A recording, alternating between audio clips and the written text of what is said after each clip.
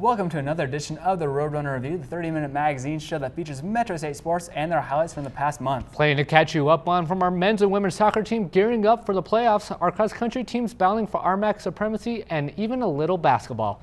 Time to bring you all the exciting action here on the Roadrunner Review.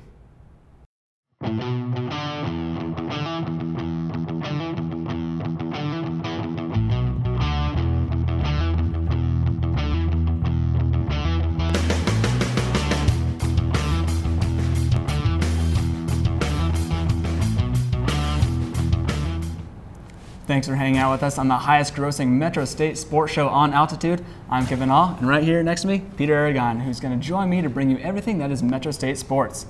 But before we do, we send it out to beautiful Paula Ruelas for all the updated Roadrunner news with a new hairstyle. Thanks, guys, and hello, Metro. Well, with the leaves falling outside, that means just one thing. Pumpkin spice lattes, baby. All right, well, maybe more like 2 or 3. But that also means that basketball season is almost here, and we have some exciting news from both our men's and women's basketball teams.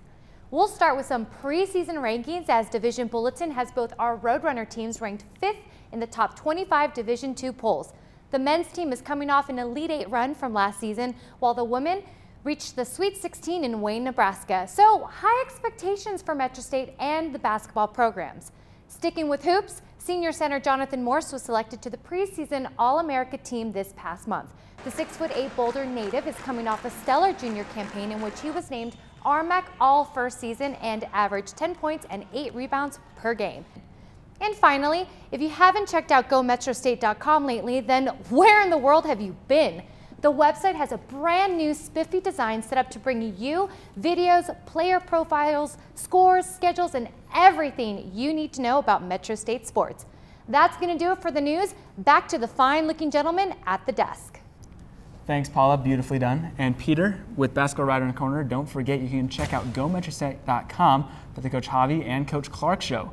Eric Lansing goes one-on-one with the coaches about the past weekend and what's coming up this following weekend. Absolutely, Kevin. I can't wait for the season to start. But first things first, our women's soccer team is riding a 3-game winning streak, which included big-time wins over Colorado Mines and Fort Lewis. But to the start of October, Door Diggers came to Denver with a little revenge.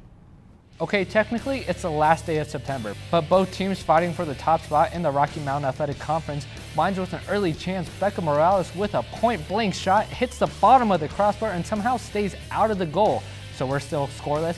Then the Spitfire Tristan Sharp down the left side gets bullied to the ground. That's in the box, and Metro gets a penalty kick.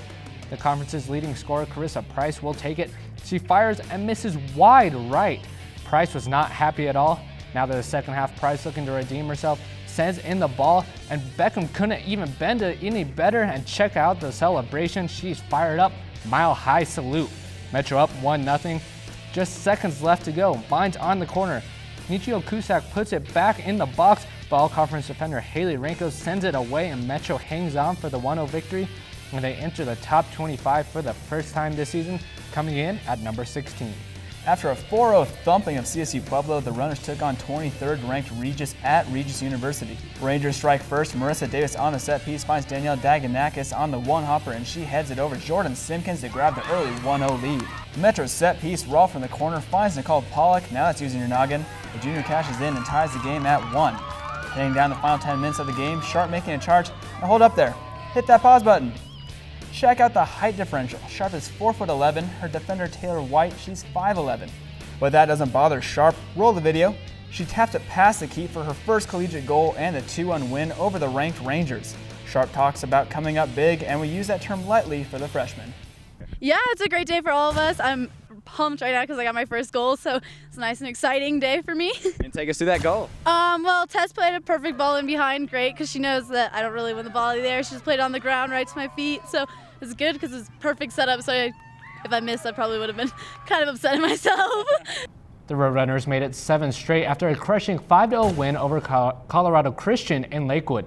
But then Coach Alvarez and the crew fell on some tough times, dropping back-to-back games to New Mexico Highlands and Colorado Mesa on the road.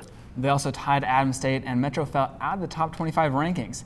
It also dropped the Runners out of first place in the RMAC, while looked to get back on track against New Mexico Highlands, this time in the friendly confines of Auraria Field. The home team looking to grab some redemption from that 2-1 loss to Highlands just a few weeks ago. This game would play out a bit differently than the first one. Corey Hubbard goes top shelf, but Simpkins gets a hand on that shot, goes off the crossbar, and the senior keep collects it safely, and that's about as dangerous as Highlands would get all game. Now for some Metro chances, and there were plenty. Price centers and finds the foot of Abby Rolfe, and it deflects off the keep and in for the 1-0 lead. It was Rolfe's third goal of the season. Carly Nelson left all alone, and she completes this top shelf chance, now 2-0. Check out this play. Price goes nutmeg on Molly Endenbach and easily beats the keep. I think you'll be seeing this play later on the show. Hintity hint hint. That was Price's second goal, and now let's look at number 3. Price goes left foot past the keep for her second hat trick of the season. And sometimes you gotta live Moss as Metro stampedes the Cowgirls 8-0. On to the season finale, and it was senior day for 5 Roadrunners. Simpkins, Frondi, Newland, Renko, and Perino played their last regular season game for Metro, but hoping that it won't be the last home games, they took on UC Colorado Springs for a chance to host a playoff game. Metro chance second half still scoreless. Abby Rolfe from 30 yards out, a collision and the ball goes in, but a foul was called. Both players would be okay. Mountain Lions into the box, puts a header on the net, but Simpkins is right there keeping the game scoreless. Mountain Lions again. This ball goes past Simpkins, Hannah Levitt right there to put it in, but misses just left and a big chance goes for naught, and we're heading into overtime.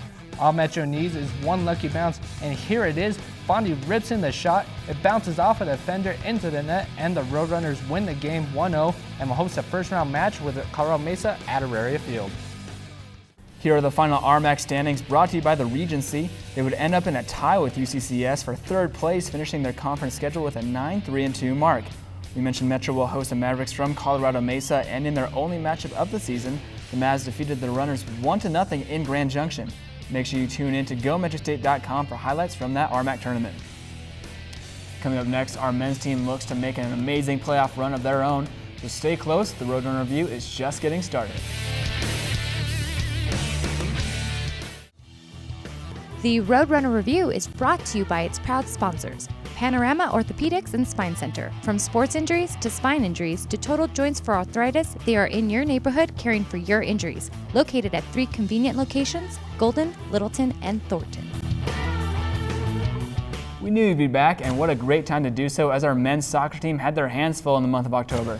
They took on an always tough Colorado Mines team, the number 3 team in the nation in Regis University, and a surprising team in UC Colorado Springs. So tough schedule indeed, and we start things off with the battle against Colorado Mines at home. Mines came in ranked 23rd in the nation, and they looked to sweep Metro in the season series. The Roadrunners putting on the pressure early, loose ball in front of the net, Arubula with the shot, but that just misses over the crossbar. Coming right back, Mines and the RMAC's leading scorer Taysho Akindele runs in alone, but Shaylor Thomas saves that chance coming off his line. Mines from midfield. He goes over the top to Ogun Mudede, who taps it past Shaylor Thomas for the 1-0 advantage.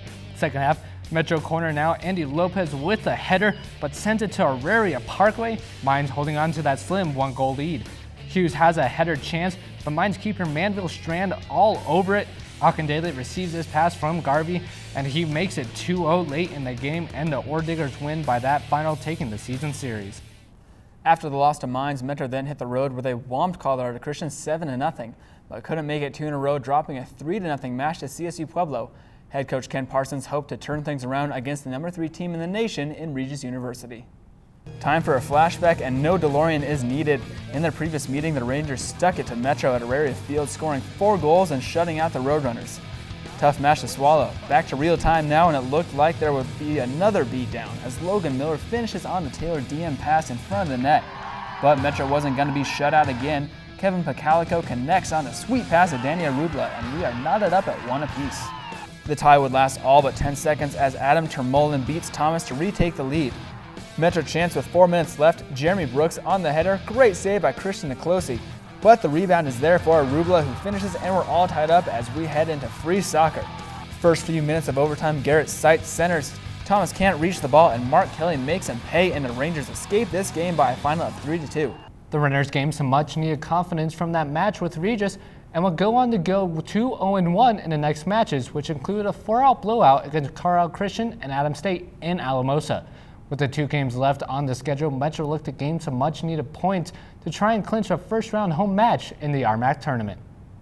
Just days after beating the Grizzlies, Adams State came into Denver to try and change the end result for this game. But freshman phenom Arubla would have a say in the outcome. Check out the great play. Hughes receives a pass, sends the ball into the air on the header, and Arubla comes flying in to finish with a header of his own, and the Runners jump on the scoreboard first. Galan sends in the service to Hirschberger, who taps it down and fires on the second touch, and Metro goes up 2-0. The goal by Hirschberger matches Arubla with the team lead at 10.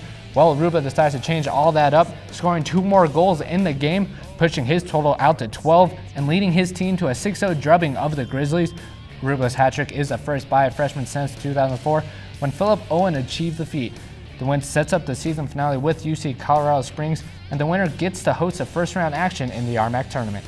With the regular season finale comes senior day for 4 Roadrunners: Shayler Thomas, Issei Bissau, Mark Hirschberger, and Jeremy Brooks, all being celebrated with their great efforts on the field as well as in the classroom. It was also Parents Appreciation Day, so Metro trying to keep those emotions in check as they took on the Mountain Lions in a playoff-like game.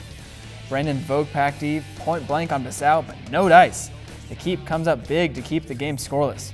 Hirschberger beats his defender, beats the keep, and finds a streaking Arubla who doesn't miss here, and the home team grabs that all-important first goal. Mountain Lions come right back, the service goes in, it takes a bounce, and Bissau uses the quick hands to punch it away. Great save by the senior. Moments later, set-piece chance, Sebastian Hertzberg sends it in, Bissau misses it, and it goes off Brooks into the net for an own goal. We're tied up at 1. This one goes into overtime. Carlos Mendez centers the ball to Dustin Berg, who takes a couple touches, fires, and it goes through the legs of Brandon Costa, and Metro State takes the win. Grabs those 3 important points and will be home for the first round of the conference tournament. What an exciting way to end the regular season. And here are those final standings in the RMAC. The thrilling finish gives Metro the 3rd seed in the tournament and will take on the defending national champions in Fort Lewis College in the first round at Auraria Field. Check out GoMetroState.com for the highlights as the road to the RMAC Championship runs through Regis. Still ahead on the show, we'll bring you all the great goals and spectacular spikes and top plays. But coming up next, head coach Debbie Hendricks is looking for players to step up and lead this team to the promised land. Find out who takes the reins. You may be surprised who it is. Don't go anywhere.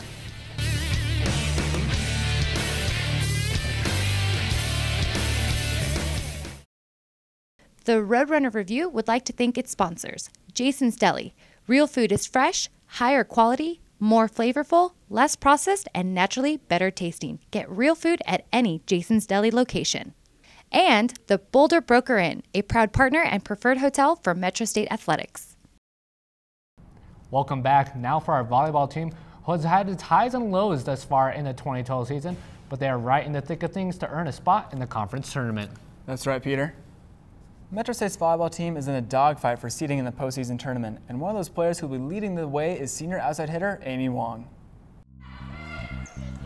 And Wong slams that one down beautifully. Amy Wong has the Roadrunners right in the mix for a conference playoff berth. She has made an immediate impact, ranking 3rd on the team in kills and 2nd on the team in digs, despite playing a position she has never attempted at the college level. This has been so much fun. Getting to be an outside hitter is amazing because you get to live the dream. That's what I tell everybody. You get to be the person who scores the points. You know, the tricky part for Amy is that she hasn't been at this level. She hasn't been in the RMAC, so there's a little bit of an unknown for her, but Amy knows exactly what it means to be a competitor. Wong has been somewhat of a journeyman in her collegiate career. She started at Virginia Commonwealth University, then transferred to the University of New Mexico, and finally made her way to the Mile High City to earn her master's in accounting. I learned that Richmond was not for me, and it only took 6 months to do that. I had 2 very good friends at University of New Mexico, and that's one of the reasons why I went there. They had a great volleyball program, and it felt more at home being in the desert and back close to Arizona. I would like to work for the FBI and be a special agent. The Arizona native brings all her experience to a Roadrunner team that lost 6 seniors last season. Wong came to Denver in a rare situation as a senior transfer, having to quickly become a team leader with her brand new teammates. I mean, she has a really strong personality, just like a lot of the girls on our team. But I think she's intimidating because she's had so much experience and she just knows so much, and she's a go-getter in everything. With that knowledge paired with her 5 years of collegiate volleyball experience and her leadership qualities both on and off the court, Wong has her team primed and ready for a deep tournament run. We'll pick things up in mid-October as the Roadrunners hosted Fort Lewis College. First set, Alyssa Heath crushes it from the left side. She would have the match of a lifetime in this one. Kristen Steffen with the spike. Savannah Garcia can't handle it, but Alex Green makes an incredible diving dig to keep the play going. Great defense by the junior. Dalia Whitaker finishes off the set with this smash. Runners take it 25-22 and hit 359. Skyhawks coming out flying in set 2, blocked at the net, and they take an early 3-point lead, but Metro busted out to hit 432. FLC can't block this Heath kill, and then Heath again just nails this one. The Division I transfer tallies a career-high 21 kills and hits 741, which is second all-time in Metro history. Do we have to show you set 3? Heck yeah! Lauren Keanu blasts one through the defense, and the Roadrunners sweep Fort Lewis to move up in those RMAC standings. The following night, Colorado Mesa came to town sporting an impressive 7-5 mark in conference play, looking to match Metro's 8-4 record even with a win. First set action, Keanu, not in my house, as she blocks a shot from the right side. Freshman Kylie Hahn can't be stopped from the left side, and Metro goes up 1-0. Second set now, Wong pinpoints this kill right on that back line, then it's Hahn again. She has the power! Runners go up 2-0. The Mavericks respond, recording 6 blocks in set 3, cutting their deficit in half. But like a good neighbor, Kylie Hahn is there as she finished with a career-high 15 kills, leading her team to the big conference win. From one big match to another, the Roadrunners traveled a few miles to their inner-city rivals, Regis University. First set, Michaela Higgins powers this one down to grab the first set 25-20. Regis goes up 2-0. This time they go to their middles. Lauren Flanagan finishes strong past the defense, but Metro would rally. Hahn with the block. Runners grab set 3, 25-17. Fourth set, Whitaker slams down one of her career-high 16 kills, and we're heading to the fifth set. Lauren Keanu reaches the ceiling on the kill, and we're tied at 14. But Katie Brill finished off Metro 16-14, giving Regis a 3-2 win. Here are the standings in the RMAC, brought to you by the Hilton Garden Inn. You can see that the top 4 teams are separated by just 1 game. Metro finished November with 4 regular season games left, including a big date with Colorado Mines at home on November 3rd at the Auraria Event Center. Don't go anywhere. We go in-depth and in person with head coach Kim Parsons as we mic him up for an entire game. We're coming right back here on the Roadrunner Review. Come on, get back in! We're back here on the Roadrunner Review, and for those who love basketball, make sure to check out America1.com to watch all the men's and women's basketball games. But for now, we're going to send it back over to Paula Ruelas with some cross-country updates. Hello again. Well, the men's and women's cross-country teams used the regular season to get fit, get conditioned, and to get ready for that postseason. Well, guess what time it is? The Roadrunners competed at the RMAC Championships in Colorado Springs, but did have one more tune-up race as they hosted the Metro State Invite at Wash Park in Denver. Women first, and the ladies getting loose for the 6K race. Fire that gun and we're ready to rock. Freshman Janelle Links led the way for the team as she has done all season long. She crosses the finish line 7th in a time of 24 minutes and 2 seconds. Elijah Erickson, sister of former Roadrunner great Iger Erickson, was the next Metro runner to finish, coming in at 27th place. The women's team finished 2nd overall out of 7 teams. Now for the men. And junior Kirk Harvey continued his breakout season, hanging with the leaders for most of the race until he decided to pass them and completes the race as the top collegiate finisher and finished 2nd only to an unattached guy who probably runs for a living. He finished the 8K race in 26 minutes and 20 seconds. Nick Cadlick crosses the line 7th overall. The men's team finished 3rd out of 7 teams. Now it's time for those RMAC championships. We'll start with the gentlemen this time, and the top 5 runners earned points toward the final results. There's Iger Erickson doing his best Russell Crowe impersonation as Gladiator was in full form cheering on his team. Harvey once again hanging with the big boys for most of the race. He would finish 16th overall and earn all RMAC 3rd team honors. Cadlick completes the race in 29th place, and Kellen Faulkner came in at 39th. The team as a whole finished tied for 5th. Now for the ladies, and Lynx carried the team and battled with the nation's best runners. The Thornton native completed the race with an impressive 13th place finish. While Erickson came in at 34th place, the team finished 6th overall. Great job by head coach John Supsick and the runners, but the work is far from finished. The team will compete at the South Central Region Championships at Willis Case Golf Course in Denver on November 3rd. Make sure you check out GoMetroState.com for highlights from that race and interviews from Coach Supsick on how his team fared. We have Coach Parsons mic'd up next, so you best come back. Thanks for coming back. You know, anyone who's familiar with men's soccer is quite familiar with head coach Ken Parsons and his enigmatic personality off and on the field. That's right, Kevin. We always get a great chuckle from his fiery tirades and quirky comments. Well, we bring you even closer into the world that is Coach Ken Parsons as we mic'd him up for an entire game. Enjoy. Careful what you say. I'm mic'd up for this game. Careful what you say. I'll be fine. Do me a favor and play well, and that way it's going to be that we can keep it G-rated today. See, Mendez? Yeah, I'm excited. Yeah, I'm sure you'll be getting some airtime today. I feel like such an invasion of my privacy. All right, boys. Boys, let's get a result. Let's get back to 500 in the RMAC, and then we'll work our way from there. Let's go. Hey, Lopez, get closer to Shelly. Bicey, are we really going to let him turn there? Shelly, same channel. Come on, Brendan. Hirsch. Right? It's in front of him. Brendan's running back for it. Join it. Join it, Arubla. Join it, Arubla. Hey, back it at an angle low. Where's our central midfielders? Behrman, please go. Ah, jeez. Jeez, Luis. Jeez, Louise. Oh, jeez. All this trouble, Behrman! Danny. Spank it at the back post. Tell Nolan to play it into your fate. Tell Nolan to play balls into your fate. I wish I had a UK accent. These sound bites would probably be better. Everybody's in a dangerous space and you missed them all. No! When the ball was played, you can't get in a situation where just because they're going to let you slop it up and play slow, it's still got to be at a high tempo. Hey, Calco, let's get some energy going in there, please. Where are we going, Behrman? Where are we going, Behrman? Let's serve a ball 45 feet in the air to Picalico and Pierce because I think they have a chance of getting to it. Like I said, I mean, we're working our way now. We're building up to the conference tournament here, okay? You know you love it, but imagine if you did have a British accent. You're pretty good. It would have been awesome. Now it's time for Top Plays, brought to you by Miller Coolers. We'll start with men's cross country and the great performance from the Metro State Invite. As junior Kirk Harvey blew away the collegiate competition, crossing on line first among college athletes and second overall, leading the team to third place finish. We head to volleyball for play number 4, and it's Alyssa Heath who puts on a clinic against Fort Lewis College.